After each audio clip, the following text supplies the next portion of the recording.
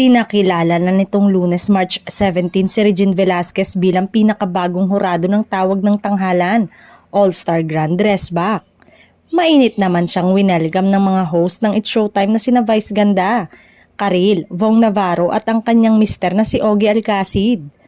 Para nga kay Vice, si Regine ay ang isang mismong OPM o Original Filipino Music. Pag sinabing multi-awarded singer, multi-awarded performer, parang sobrang understatement.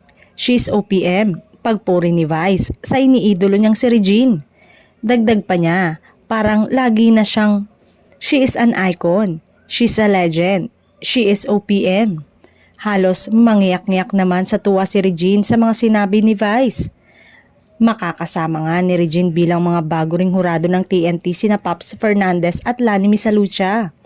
Sa pagpasok nga ni Regine, Pops at Lani ay mas lalo pang naging exciting ang tawag ng tanghalan All-Star Grand Dress Back dahil puro mga music icon na ang mga hurado. Pero hindi lang yan, may mga fans si Regine na humiling na sanay maging regular ang kanilang idolo sa noontime show.